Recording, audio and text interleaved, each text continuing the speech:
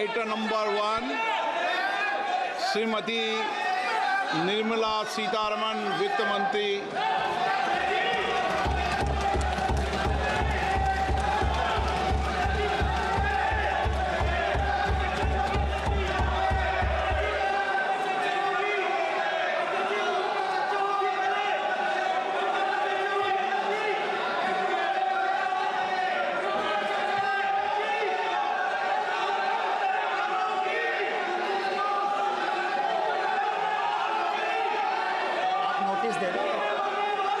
सदस्यगण, budget के बाद राज्यपाल अभिभाषण में आपको पर्याप्त अवसर दूंगा। मेरा आपसे निवेदन है, नहीं माननीय अखिलेश जी, आपने संसद की मर्यादा को आप बना के रखे हैं।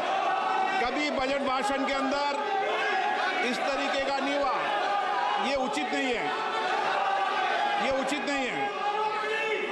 अखिलेश जी प्लीज, मैं आपको मौका दूंगा राज्यपाल अभिभाषण पे, प्लीज।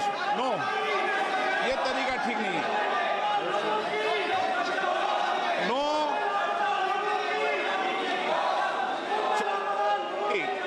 राज्यपाल अभिभाषण पे चर्चा होगी। नो तरीका। Honorable Speaker, I present the budget for 25-26.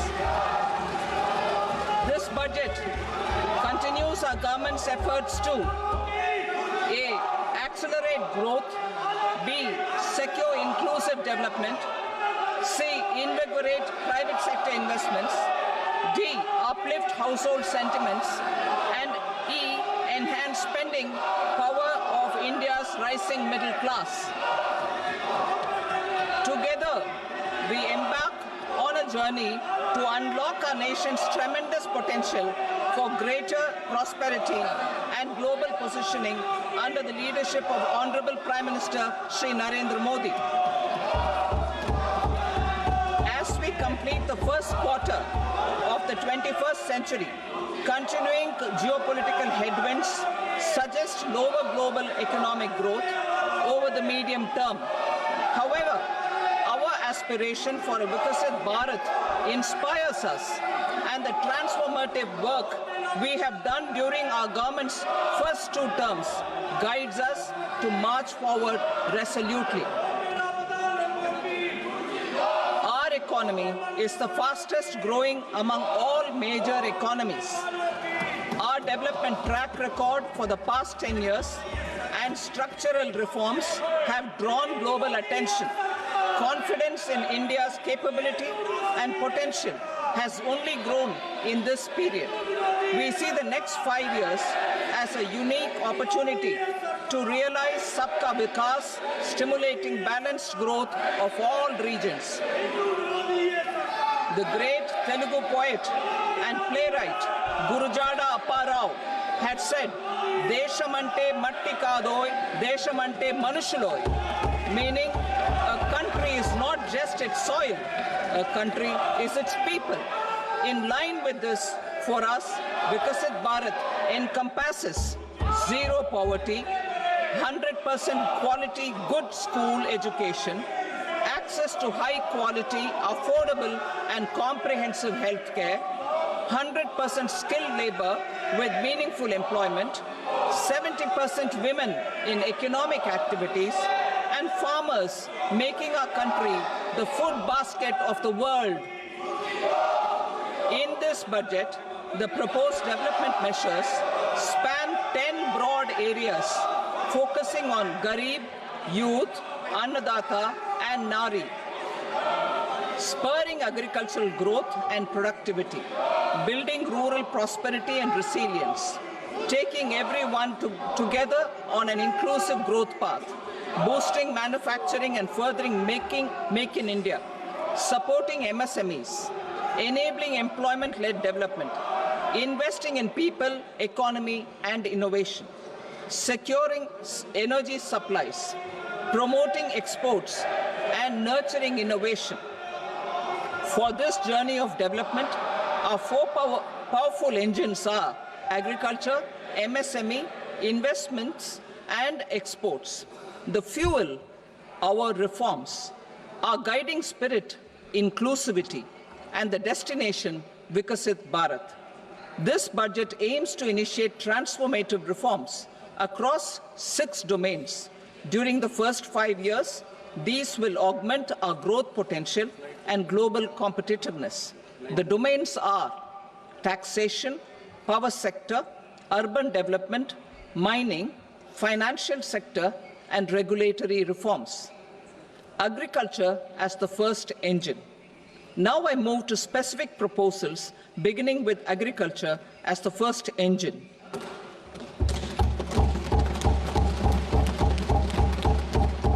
Prime Minister Dhan Dhanya Krishi Yojana, Developing Agri-Districts Program. Motivated by the success of the Aspirational District Program, our government will undertake a Prime Minister Dhan Dhanya Krishi Yojana in partnership with states. Through the convergence of existing schemes and specialized measures, the program will cover 100 districts with low productivity, moderate crop intensity, and below average credit parameters. It aims to 1. Enhance agricultural productivity, 2. Adopt crop diversification and sustainable agricultural practices, 3. Augment post-harvest storage at the panchayat and block level, 4. Improve irrigation facilities, and 5. Facilitate availability of long-term and short-term credit. This program is likely to help 1.7 crore farmers. Building rural prosperity and resilience. A comprehensive multi-sectoral rural prosperity and resilience program will be launched in partnership with the states. This will address underemployment in agriculture through skilling, investment, technology, and invigorating the rural economy. The goal is to generate ample opportunities in rural areas so that migration is an option but not a necessity. The program will focus on rural women, young farmers, rural youth, marginal and small farmers, and landless families. The details are in Annexure A. Domestic best practices will be incorporated, and appropriate technical and financial assistance will be sought from multilateral development banks. In Phase 1, 100 developing agri-districts will be covered. Atmanirbharta in pulses. Our government is implementing the National Mission for Edible Oilseed for achieving Atmanirbharta in edible oils. Our farmers have the capability to grow enough for our needs and more. 10 years ago, we made concerted efforts and succeeded in achieving near self-sufficiency in pulses. Farmers responded to the need by increasing the cultivated area by 50%, and government arranged for procurement and remunerative prices. Since then, with rising incomes and better affordability, our consumption of pulses has increased significantly. Our government will now launch a 6-year mission for Atmanirbharta in pulses with a special focus on Tuar, Urad, and Masoor. Details are in Annexure B. Central agencies such as NAFED and NCCF will be ready to procure these 3 pulses as much as offered during the next 4 years from farmers who register with these agencies and enter into agreements. Comprehensive program for vegetables and fruits. It is encouraging that our people are increasingly becoming aware of their nutritional needs. It is a sign of a society becoming healthier. With rising income levels, the consumption of vegetables, fruits, and Sri Anna is increasing significantly. A comprehensive program to promote production, efficient supplies, processing, and remunerative prices for farmers will be launched in partnership with the states.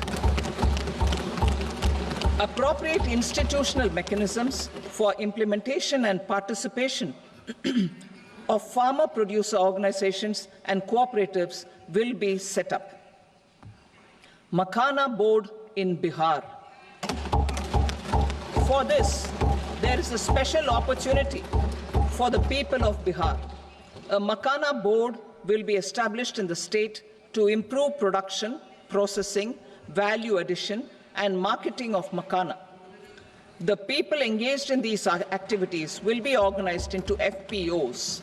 The board will provide hand-holding and training support to makhana farmers and will also work to ensure they receive the benefits of all relevant government schemes. A national mission on high-yielding seeds will be launched, aimed at 1. Strengthening research ecosystem, 2. Targeted development and propagation of seeds with high yield, pest resistance, and climate resilience, and 3. Commercial availability of more than 100 seed varieties released since July 2024. India ranks second largest globally in fish production and aquaculture. Seafood exports are valued at 60,000 crore rupees. To unlock the untapped potential of the marine sector, our government will bring in an enabling framework for sustainable harnessing of fisheries from Indian Exclusive Economic Zone and high seas, with a special focus on the Andaman and Nicobar and Lakshadweep Islands. For the benefit of lakhs of cotton growing farmers, I am pleased to announce a mission for cotton productivity.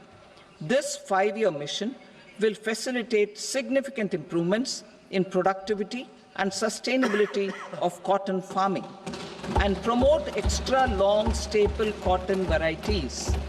The best of science and technology support will be provided to farmers. Aligned with our integrated 5F vision for the textile sector, this will help in increasing incomes of the farmers and ensure a steady supply of quality cotton for rejuvenating India's traditional textile sector. Kisan credit cards facilitate short-term loans for 7.7 crore farmers, fishermen, and dairy farmers.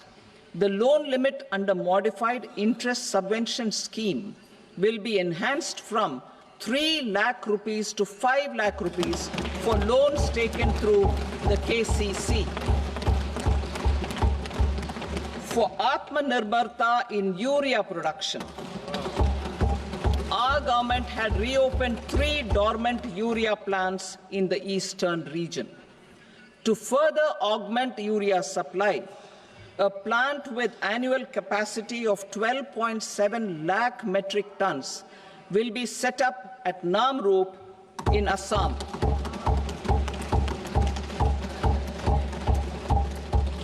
India Post, with 1.5 lakh rural post offices, complemented by the India Post Payment Bank and a vast network of 2.4 lakh Dak Sevaks, will be repositioned to act as a catalyst for the rural economy. Details are at Annexure C. India Post will also be transformed as a large public logistics organization. This will meet the rising needs of Vishwakarmas, new entrepreneurs, women, self-help groups, MSMEs, and the large business organizations.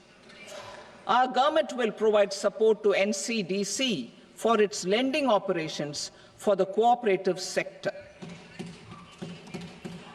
MSMEs as the second engine. Now I move to MSMEs as the second engine, which encompasses manufacturing and services with a focus on MSMEs numbering 5.7 crores. Currently, over 1 crore registered MSMEs, employing 7.5 crore people and generating 36% of our manufacturing, have come together to position India as a global manufacturing hub. With their quality products, these MSMEs are responsible for 45% of our exports. To help them achieve higher efficiencies of scale, technological upgradation, and better access to capital, the investment and turnover limits for classification of all MSMEs will be enhanced to 2.5 and 2 times respectively. This will give them the confidence to grow and generate employment for our youth. The details are given in Annexure D. To improve access to credit, the credit guarantee cover will be enhanced. First, for micro and small enterprises from 5 crore to 10 crore rupees, leading to additional credit of 1.5 lakh crores in the next 5 years. Second, for startups from 10 crore rupees to 20 crore rupees, with the guarantee fee being moderated to 1% for loans in 27 focus sectors which are important for Atmanirbhar Bharat. And for well-run exporter MSMEs, for term loans up to 20 crore rupees. Also for the micro enterprises, we will introduce customized credit cards with a 5 lakh rupee limit for micro enterprises registered on Udyam portal. In the first year, 10 lakh such cards will be issued. Fund of funds for startups. The Alternate Investment Fund, AIFs, for startups have received commitments of more than 91,000 crores rupees. These are supported by the fund of funds set up with the Government of India's contribution of 10,000 crore rupees. Now, a new fund of funds with expanded scope and a fresh contribution of another 10,000 crore rupees will be set up.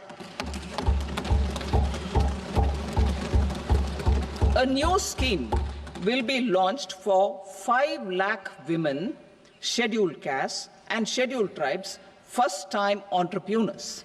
This will provide term loans up to 2 crore rupees during the next 5 years. The scheme will incorporate lessons from the successful Stand Up India scheme. Online capacity building for entrepreneurship and managerial skills will also be organized. Measures for labor-intensive sectors. To promote employment and entrepreneurship opportunities in labor-intensive sectors, our government will undertake specific policy and facilitation measures. To enhance the productivity, quality, and competitiveness of India's footwear and leather sector, a focus product scheme will be implemented. The scheme will support design capacity, component manufacturing, and machinery required for production of non-leather quality footwear, besides the support for leather footwear and products. The scheme is expected to facilitate employment for 22 lakh persons, generate over 4 lakh crore rupees, and exports of over 1.1 lakh crore rupees. Measures for the toys sector. Building on the National Action Plan for Toys, we will implement a scheme to make India a global hub for toys.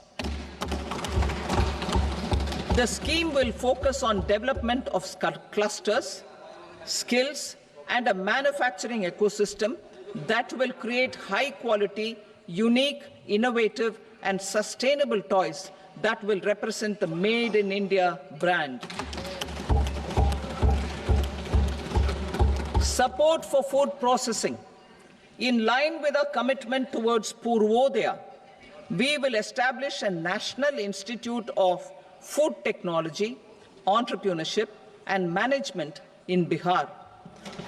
The institute will provide a strong fillip to food processing activities in the entire eastern region. This will result in 1.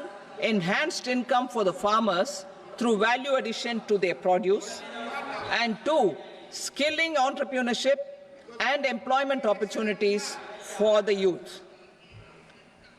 Manufacturing mission, furthering Make in India. Our government will set up a national manufacturing mission covering small, medium and large industries for furthering Make in India by providing policy support, execution roadmaps, governance and monitoring framework for central ministries and states. Details are in Annexure E. Given our commitment to climate-friendly development, the mission will also support clean tech manufacturing. This will aim to improve domestic value addition and build our ecosystem for solar PV cells, EV batteries, motors and controllers, electrolyzers, wind turbines, very high voltage transmission equipment and grid-scale batteries. Investment as the third engine. Now I move to investment as the third engine, which encompasses investing in people, investing in the economy, and investing in innovation. Investing in people. Saksham Anganwadi and Poshan 2.0. Saksham Anganwadi and Poshan 2.0 program provides nutritional support to more than 8 crore children, 1 crore pregnant women and lactating mothers all over the country, and about 20 lakh adolescent girls in aspirational districts and the Northeast region. The cost norms for these nutritional support will be enhanced appropriately. Atal Tinkering Labs. 50,000 Atal Tinkering Labs will be set up in government schools in the next 5 years to cultivate the spirit of curiosity and innovation and foster a scientific temper among young minds. Broadband connectivity to government secondary schools and PHCs. Broadband connectivity will be provided to all government secondary schools and primary health centers in rural areas under the BharatNet project. Bharatiya Bhasha Pustak Scheme. We propose to implement a Bharatiya Bhasha Pustak scheme to provide digital form Indian language books for schools and for higher education.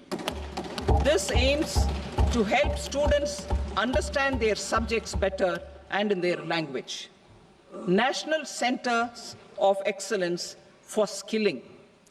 Building on the initiative announced in the July 24 budget, 5 national centers of excellence for skilling will be set up with global expertise and partnerships to equip our youth with the skills required for Make for India, Make for the World manufacturing. The partnership will cover curriculum design, training of trainers, and a skills certification framework and periodic reviews. Expansion of capacity in IITs. Total number of students in 23 IITs has increased 100% from 65,000 to 1.35 lakh in the past 10 years.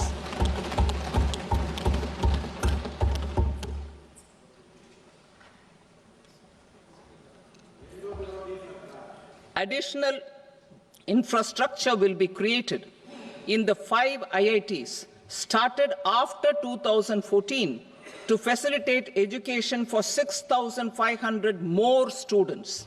Hostel and other infrastructure capacity at IIT Patna will also be expanded.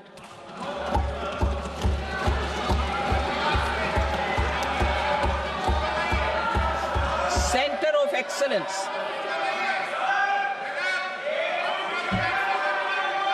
Center of Excellence in AI for Education. I had announced 3 centers of excellence in artificial intelligence for agriculture, health, and sustainable cities in 2023. Now a center of excellence in artificial intelligence for education will be set up with a total outlay of 500 crores. Expansion of medical education.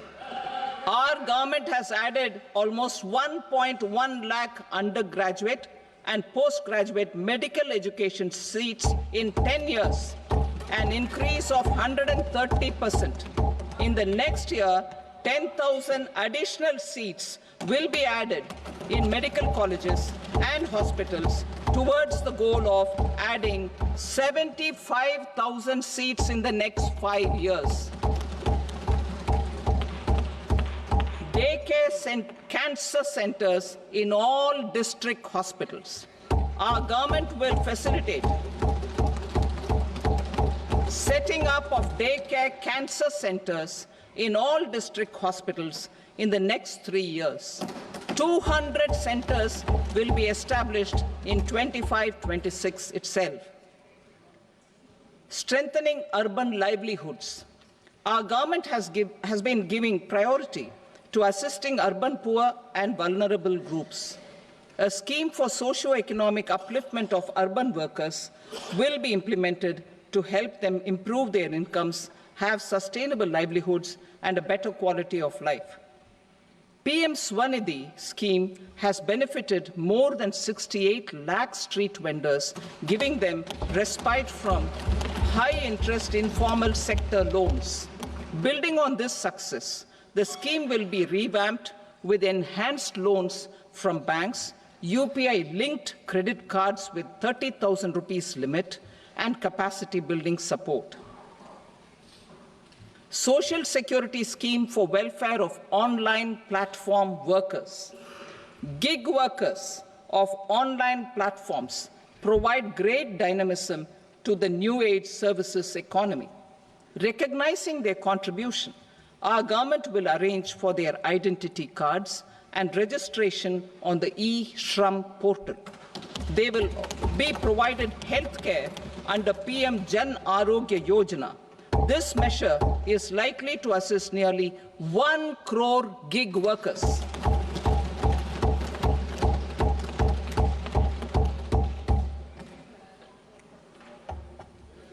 Investing in the economy. Public-private partnership in infrastructure. Each infrastructure-related ministry will come up with a 3-year pipeline of projects that can be implemented in PPP mode. States will also be encouraged to do so and can seek support from the India Infrastructure Project Development Fund, which is a scheme to prepare PPP proposals. Support to states for infrastructure. An outlay of 1.5 lakh crore is proposed for the 50-year interest-free loans to states for capital expenditure and incentives for reforms. Building on the success of the first asset monetization plan announced in 2021, the second plan for 2025 to 30 will be launched to plow back capital of 10 lakh crore in new projects. Regulatory and fiscal measures will be fine-tuned to support the plan. Jal Jeevan Mission. Since 2019, 15 crore households, representing 80% of India's rural population, have been provided access to portable tap water connections. To achieve 100% coverage, I am pleased to announce the extension of this mission until 2028 with an enhanced total outlay. The mission's focus will be on the quality of infrastructure and O&M of rural piped water supply schemes through Jan Bhagidari. A separate MOU or separate MOUs will be signed with the states and union territories to ensure sustainability and citizen-centric water services delivery. Urban sector reforms. Building on the July budget proposals, urban sector reforms related to governance, municipal services, urban land and planning will be incentivized. Urban Challenge Fund. The government will set up an Urban Challenge Fund of 1 lakh crore rupees to implement the proposals for cities as growth hubs, creative redevelopment of cities, and for water and sanitation purposes announced in the July budget. This fund will finance up to 25% of the cost of bankable projects, with a stipulation that at least 50% of the cost is funded from bonds, bank loans, and PPPs. An allocation of 10,000 crore is proposed in 2025-26. Power sector reforms. We will incentivize electricity distribution reforms and augmentation of intra-state transmission capacity by states. This will improve financial health and capacity of electricity companies. Additional borrowing of 0.5% of GSDP will be allowed to states contingent on these reforms. Nuclear energy mission for Vikasit Bharat. Development of at least 100 gigawatt of nuclear energy by 2047 is essential for our energy transition efforts. For an active partnership with the private sector towards this goal, amendments to the Atomic Energy Act and the Civil Liability for Nuclear Damage Act will be taken up. A nuclear energy mission for research and development of small modular reactors with an outlay of 20,000 crore will be set up. At least 5 indigenously developed small modular reactors will be operationalized by 2033. Shipbuilding. The shipbuilding financial assistance policy will be revamped to address cost disadvantages. This will also include credit notes for shipbreaking in Indian yards to promote the circular economy. Large ships above a specified size will be included in the infrastructure harmonized master list. Shipbuilding clusters will be facilitated to increase the range, categories, and capacity of ships. This will include additional infrastructure, facilities, skilling, and technology to develop the entire ecosystem. Maritime Development Fund. For long-term financing for the maritime industry, a Maritime Development Fund with a corpus of 25,000 crore rupees will be set up. This will be for distributed support and promoting competition. This will have up to 49% contribution by the government, and the balance will be mobilized from ports and from private sector.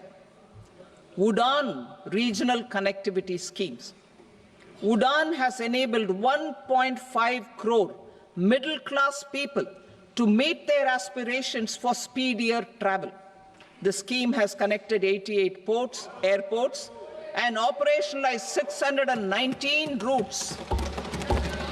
Inspired by that success, a modified UDAN scheme will be launched to enhance regional connectivity to 120 new destinations and carry 4 crore passengers in the next 10 years.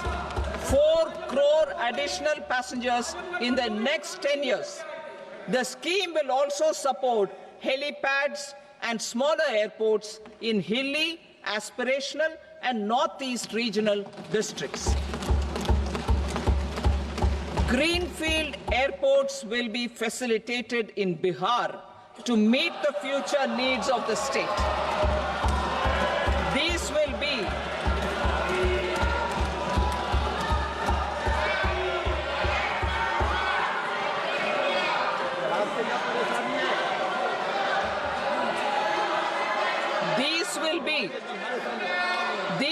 be in addition to the expansion of the capacity of Patna Airport and a brownfield airport in Beta.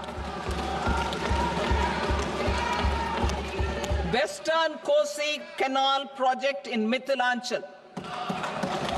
Financial support will be provided for the Western Kosi Canal ERM project, benefiting a large number of farmers cultivating over 50,000 hectares of land in the Mithilanchal region of Bihar. Mining sector reforms, including those for minor minerals, will be encouraged through sharing of best practices and institutions of a state mining index. A policy for recovery of critical minerals from tailings will be brought out. Under the special window for affordable and mid-income housing, SWAMI, 50,000 dwelling units in stressed housing projects have been completed and keys handed over to home buyers. Another 40,000 units will be completed in 2025, further helping middle-class families who were paying EMIs on loans taken for apartments while also paying rent for their current dwellings.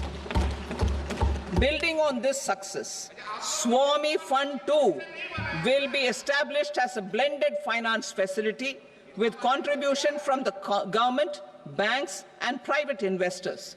This fund of 15,000 crore rupees will aim for expeditious completion of another 1 lakh units. PM Gati Shakti data for private sector.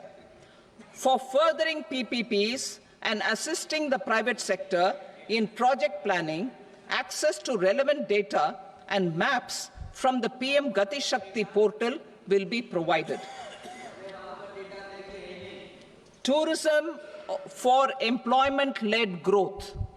Top 50 tourist destination sites in the country will be developed in partnership with states through a challenge mode.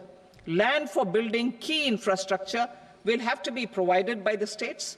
Hotels in these destinations will be included in the infrastructure harmonized list.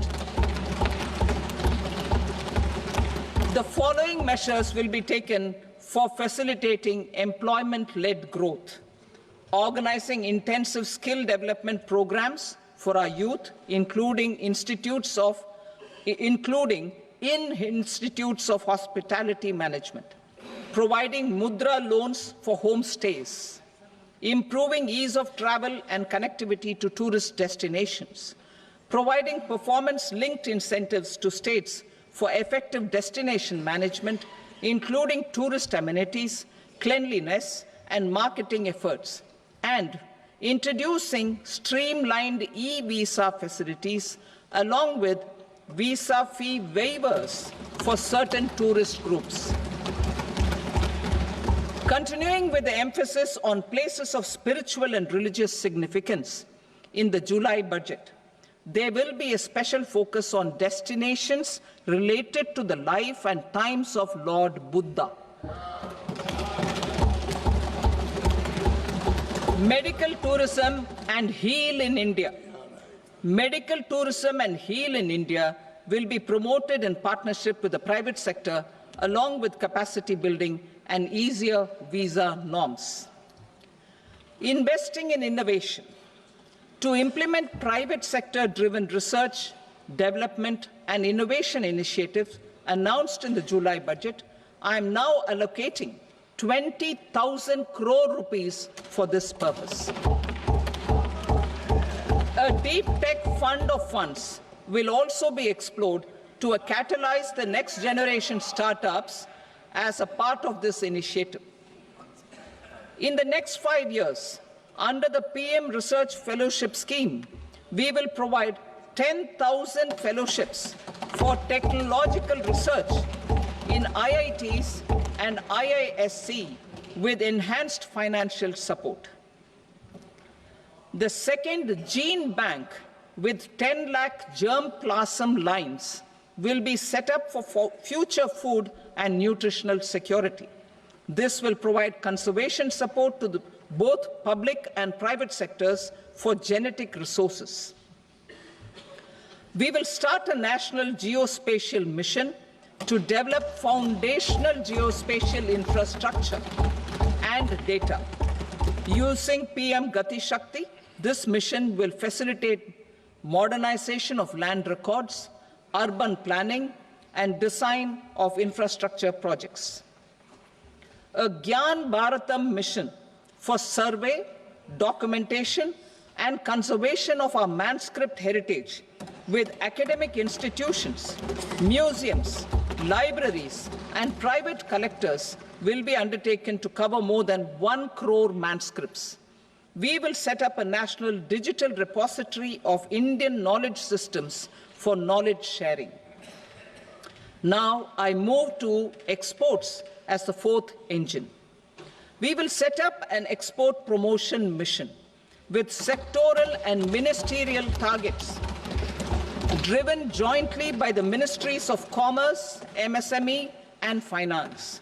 It will facilitate easy access to export credit, cross-border factoring support, support to MSMEs to tackle non-tariff measures in overseas markets. A digital public infrastructure, Bharat Trade Net, for international trade will be set up as a unified platform for trade documentation and financing solutions. This will complement the Unified Logistics Interface platform. The BTN will be aligned with international practices. Support will be provided to develop domestic manufacturing capacities for our economy's integration with global supply chains. Sectors will be identified based on objective criteria. Facilitation groups with participation of senior officers and industry representatives will be formed for select products and supply chains. Through this, there are huge opportunities related to Industry 4.0, which needs high skills and talent. Our youth have both. Our government will support the domestic electronic equipment industry to leverage this opportunity for the benefit of our youth. A national framework will be formulated as guidance to states for promoting global capability centers in emerging Tier 2 cities. This will suggest measures for enhancing availability of talent and infrastructure, building bylaw reforms, and mechanisms for collaboration with industry. Our government will facilitate upgradation of infrastructure and warehousing for air cargo, including high-value perishable horticultural produce. Cargo screening and customs protocol will be streamlined and made user-friendly. Reforms as the fuel. Over the past 10 years, our government has implemented several reforms for convenience of taxpayers, such as faceless assessment, 2, taxpayer charter, 3, faster returns, 4, almost 99% returns being on self-assessment, and 5, Vivad Se Vishwas scheme.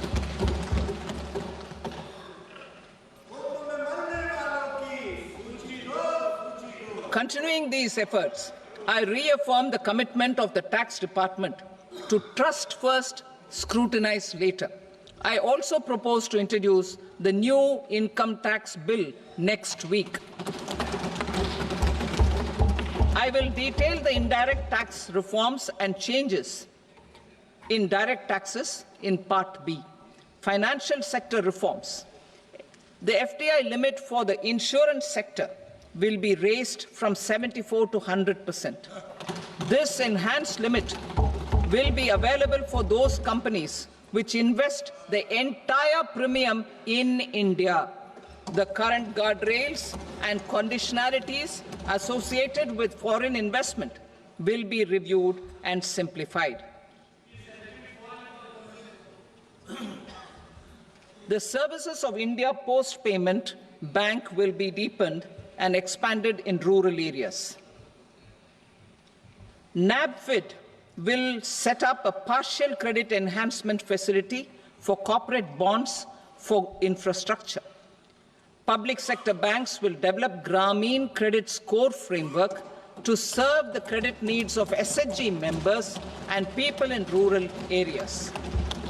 A forum for regulatory coordination and development of pension products will be set up.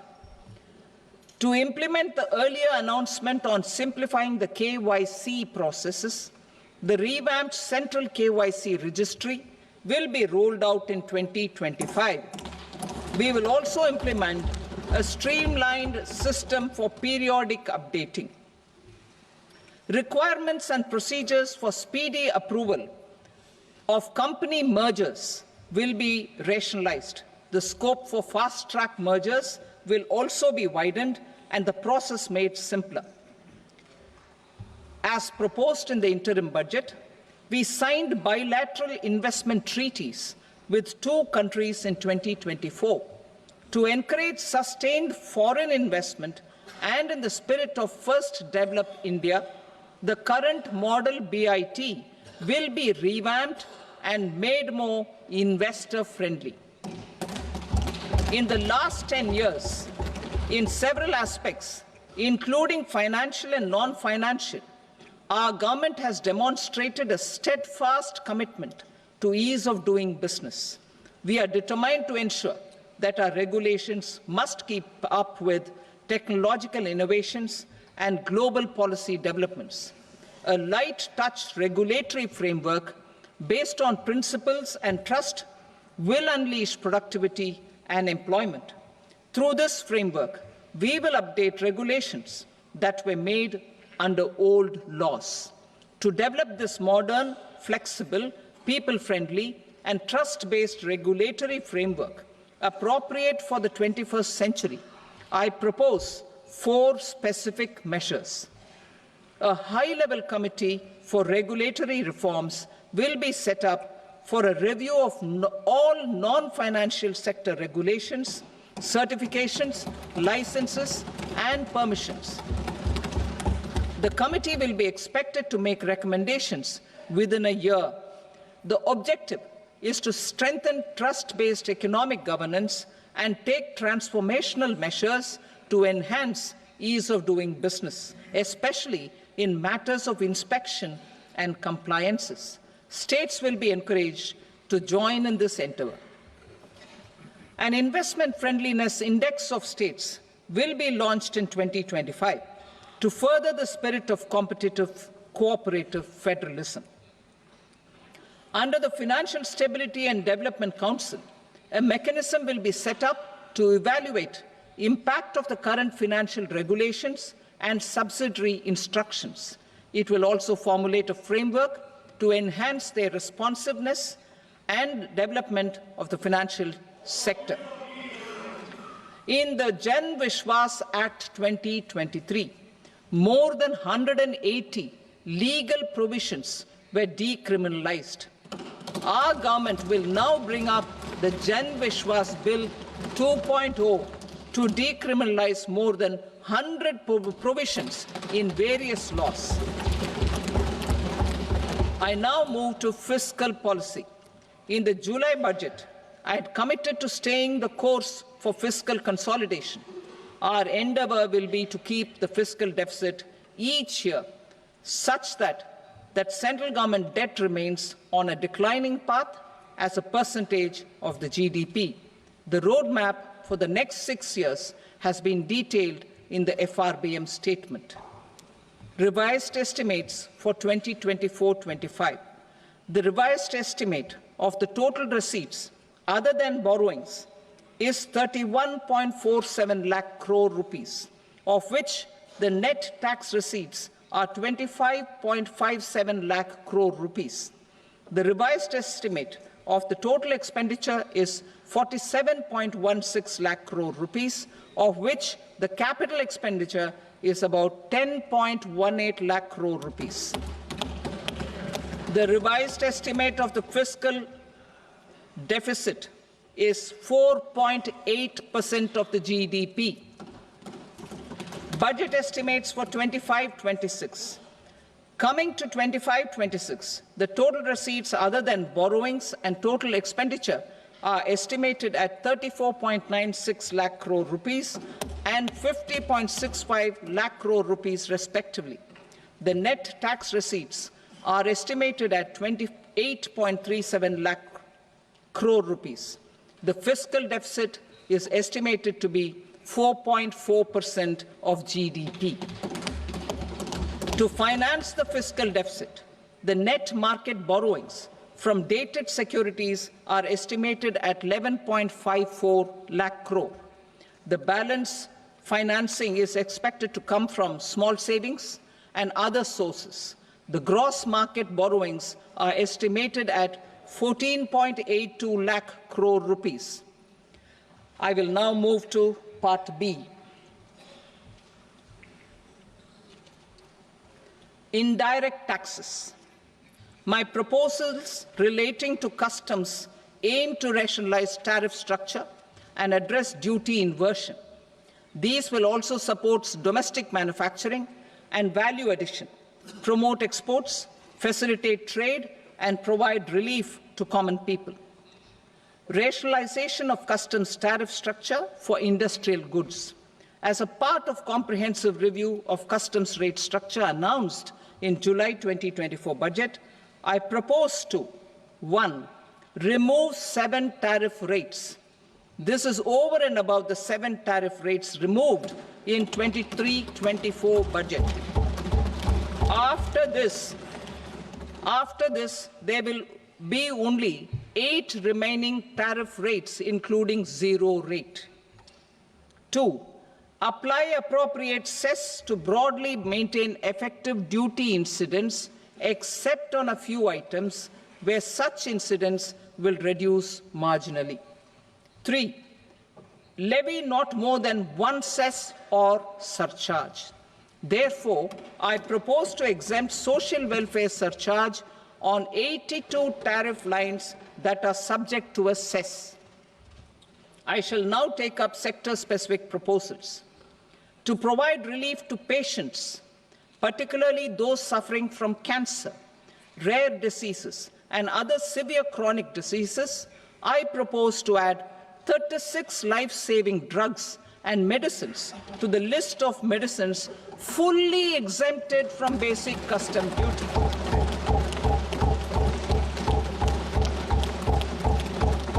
I also propose to add 6 life-saving medicines to the list attracting concessional custom duty of 5%.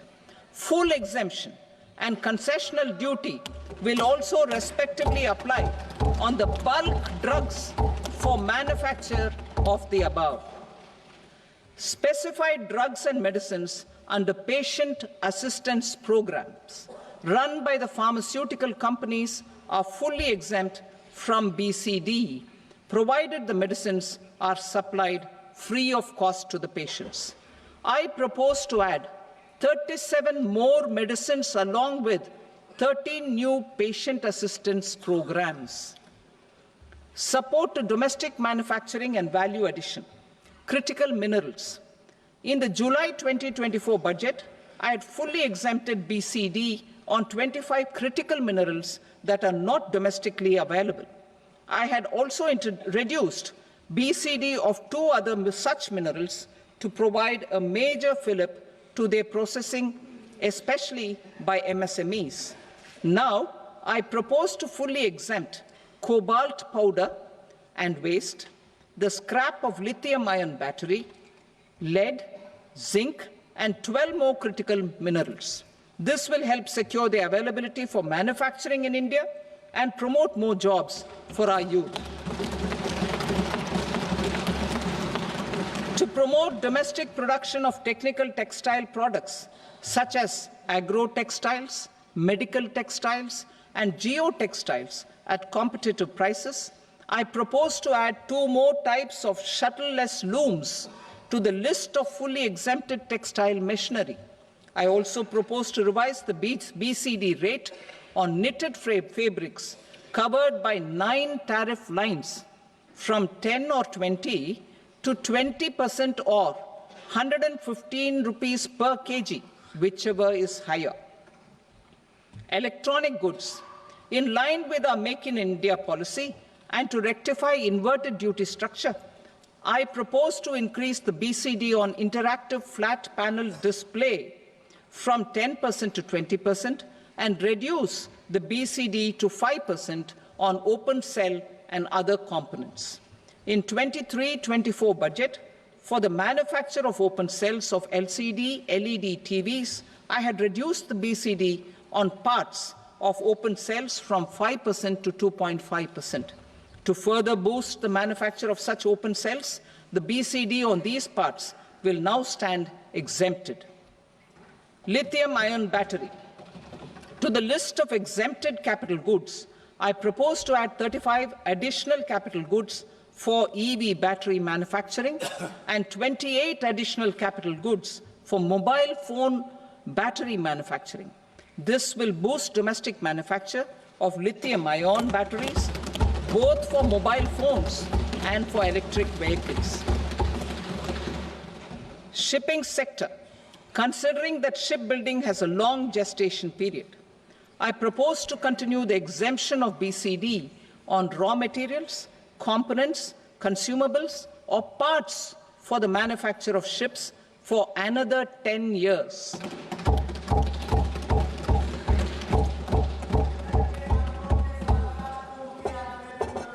I also propose the same dispensation for shipbreaking to make it more competitive.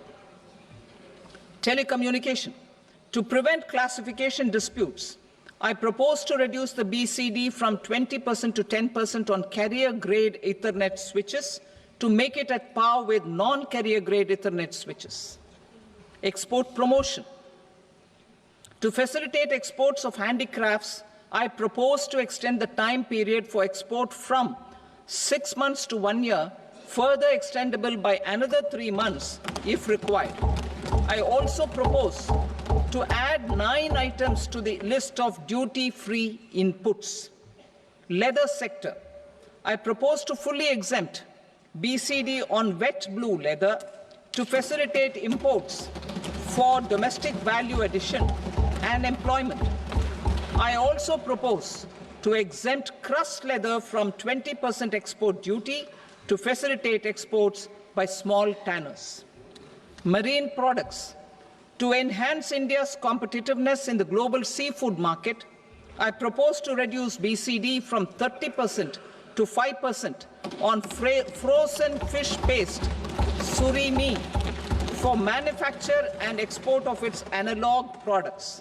I also propose to reduce BCD from 15% to 5% on fish hydrolysates for manufacture of fish and shrimp feed.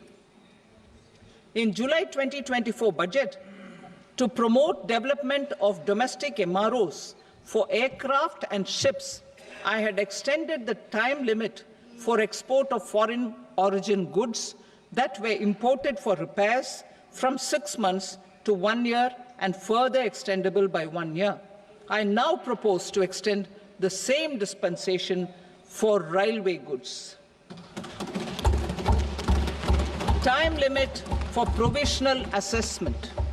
Presently, the Customs Act 1962 does not provide any time limit to finalize provisional assessments, leading to uncertainty and cost to trade. As a measure of promoting ease of doing business, I propose to fix a time limit of 2 years, extendable by a year, for finalizing the provisional assessment. I propose to introduce a new provision that will enable importers or exporters, after clearance of goods, to voluntarily declare material facts and pay duty with interest but without penalty. This will incentivize voluntary compliance. However, this will not apply in cases where department has already initiated audit or investigation proceedings. For industry to better plan their imports, I propose to extend the time limit for the end use of imported inputs in the relevant rules from 6 months to 1 year. This will provide operational flexibility in view of cost and uncertainty of supply. Further, such importers will now have to file only quarterly statements instead of a monthly statement.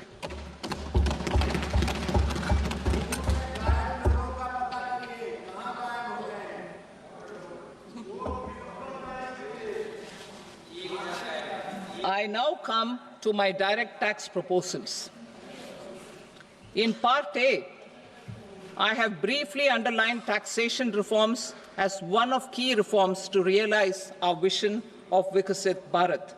In respect of criminal law, our government had earlier ushered in Bharatiya Nyaya Sanhita, replacing Bharatiya Danda Sanhita.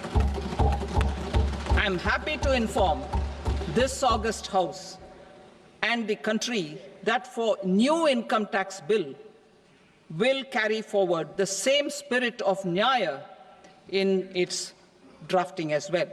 The new bill will be clear and direct in text, with close to half of the present law in terms of both chapters and words. It will be simple to understand for taxpayers and tax administrators, leading to tax certainty and reduced litigation. Reforms, however, are not a destination. They are means to achieve good governance for our people and economy. Providing good governance primarily involves being responsive. The Tirukural captures this in verse 542, which reads, "Vaanokki vaazhum ulagallam, mannavan kol nokki vaazhum kudi," meaning, just as the living beings live expecting rains, citizens live expecting good governance. Our government is committed to keeping an ear to the ground and a finger on the pulse and responding while balancing our national building efforts.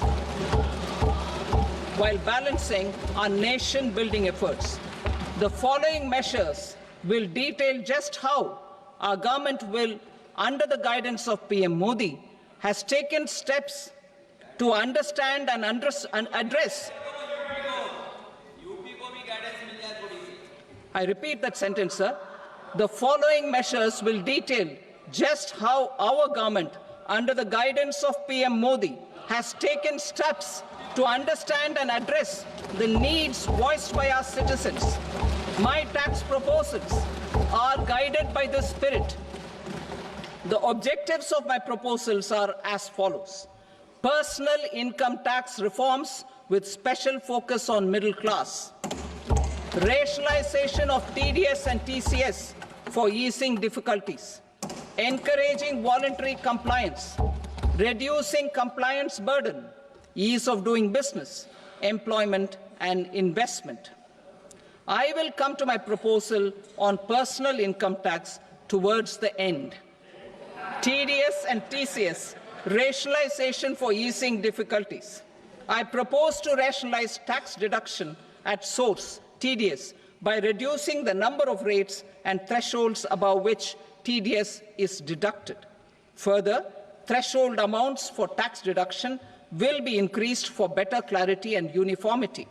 The limit for tax deduction on interest for senior citizens is being doubled from the present 50,000 rupees to 1 lakh rupees. Similarly, the annual limit of 2.40 lakh rupees for TDS on rent is being increased to 6 lakh rupees. This will reduce the number of transactions liable to TDS, thus benefiting small taxpayers receiving small payments. The threshold to collect tax at source, the TCS, on remittances under RBI's liberalized remittance scheme, the LRS, is proposed to be increased from 7 lakh to 10 lakhs. I also propose to remove TCS on remittances for education purposes, where such remittances is out of a loan taken from a specified financial institution. Both TDS and TCS are being applied on any transaction related to sale of goods. To prevent such compliance difficulties, I propose to omit the TCS. I also propose that the provisions of the higher TDS deduction will now apply only in non-PAN cases. In July 2024, the delay for payment of TDS up to the due date of filing statement was decriminalized. I propose to provide the same relaxation to TCS provisions as well. The government under the leadership of Prime Minister Modi believes in Sabka Saath, Sabka Vikas, Sabka Vishwas and Sabka Prayas. In line with this, we brought in updated return facility in 2022 for voluntary compliance by taxpayers who had omitted to report their correct income. Our trust in taxpayers was proved right. Nearly 90 lakh taxpayers voluntarily updated their incomes by paying additional tax. Taking this trust further, I now propose to extend the time limit to file updated returns for any assessment year from the current limit of 2 years to 4 years. I propose to reduce the compliance burden for small charitable trusts and institutions by increasing their period of registration from 5 years to 10 years. It is also proposed that disproportionate consequences do not arise for minor defaults such as incomplete applications filed by charitable entities. Presently, taxpayers can claim the annual value of self-occupied properties as nil only on the fulfillment of certain conditions. Considering the difficulties faced by taxpayers, it is proposed to allow the benefit of 2 such self-occupied properties without any condition. To streamline the process of transfer pricing and to provide an alternative to yearly examination, I propose to introduce a scheme for determining arm's length price of international transaction for a block period of 3 years. This will be in line with global best practices. With a view to reduce litigation and provide certainty in international taxation, the scope of safe harbor rules is being expanded. A number of senior and very senior citizens have very old national savings schemes accounts. As interest is no longer payable on such accounts, I propose to exempt withdrawals made from NSS by individuals on or after 29th August 2024. I am also proposing to allow similar treatment to NPS Vatsalya accounts as is available to normal NPS accounts subject to overall limits. In my speech in July 2024, I had promised that all processes, including giving effect to appellate orders, shall be digitalized and made paperless over the next 2 years. So I'm happy to announce that digitalization is being made operational now. In July 2024, we brought in the Vivad Se Vishwas scheme to resolve income tax disputes pending in appeal. The scheme has received a great response, with nearly 33,000 taxpayers having availed of the scheme to settle their disputes. I have a few proposals to promote investment and employment. It is proposed to provide a presumptive taxation regime for non-residents who provide services to a resident company that is establishing or operating an electronics manufacturing facility. I further propose to introduce a safe harbor for tax certainty for non-residents who store components for supply to specified electronics manufacturing units. Presently, the tonnage tax scheme is available only to sea-going ships. The benefits of existing tonnage tax scheme are proposed to be extended to inland vessels registered under the Indian Vessels Act 2021 to promote inland water transport in the country. Extension for incorporation of startups. We continue to support the Indian startup ecosystem. I propose to extend the period of incorporation by 5 years to allow the benefit available to startups which are incorporated before 1/4/2030.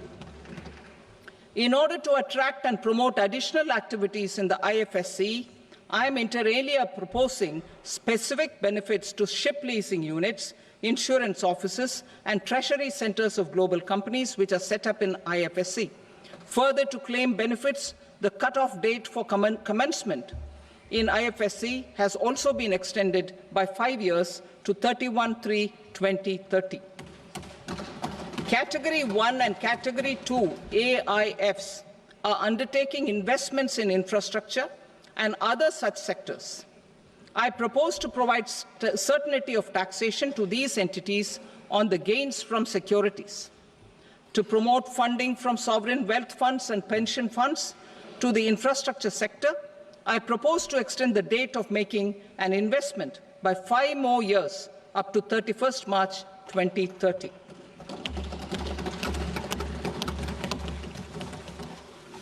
Personal income tax reforms with special focus on middle class. Democracy, demography, and demand are the key support pillars in our journey towards Vikasit Bharat. The middle class provides strength for India's growth.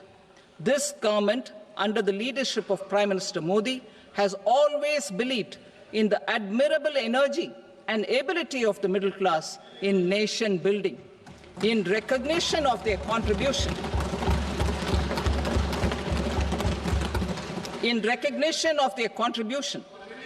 we have periodically reduced their tax burden. Right after 2014, the nil tax slab was raised to 2.5 lakhs of rupees, which was further raised to 5 lakh rupees in 2019 and to 7 lakh rupees in 2023. This is reflective of our government's trust on the middle-class taxpayers. I am now happy to announce that there will be no income tax payable up to income of 12 lakh rupees.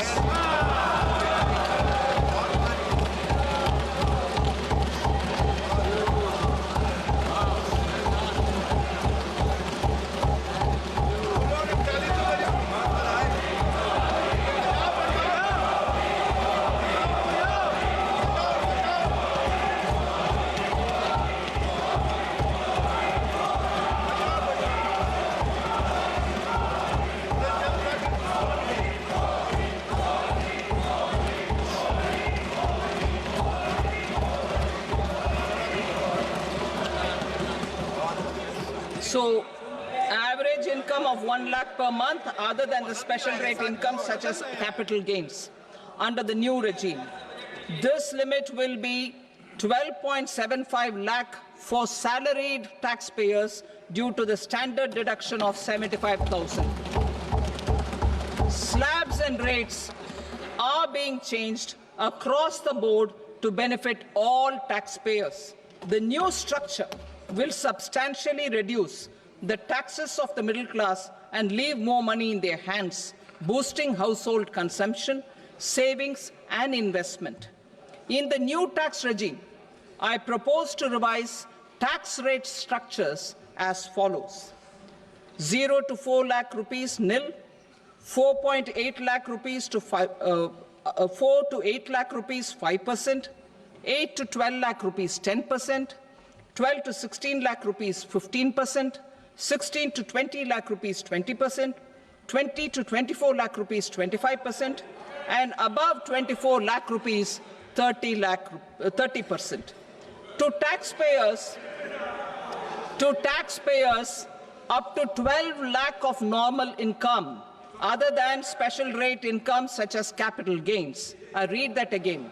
To taxpayers up to 12 lakh of income, other than special rate income such as capital gains, tax rebate is being provided in addition to the benefit due to slab rate reduction in such a manner that there is no tax payable by them.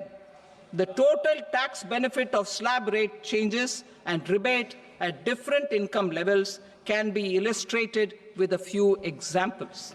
A taxpayer in the new regime with an income of 12 lakh rupees will get a benefit of 80,000 rupees in tax, which is 100% of tax payable as per the existing rates. A person having income A person having income of 18 lakh rupees will get a benefit of 70,000 rupees in tax. That is 30% of tax payable as per existing rates. A person with an income of 25 lakh gets a benefit of 1,10,000 rupees, that is 25% of his tax payable as per existing rates. Details of my tax proposals are given in the annexure. As a result of these proposals, Honorable Speaker, sir, revenue of about 1 lakh crore in direct taxes and 2,600 crores in indirect taxes will be foregone. Mr. Speaker, sir, with this, I commend the budget to this august House.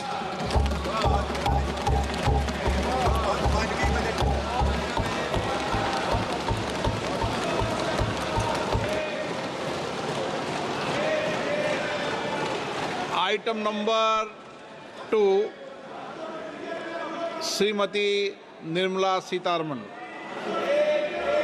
Sir, with your permission, I rise to lay on the table the following statements under Section 3(1) of the Fiscal Responsibility and Budget Management Act 2003.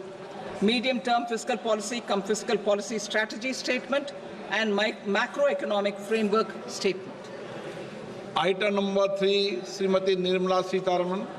Sir, with your permission, I rise to move for leave to introduce the Finance Bill 2025.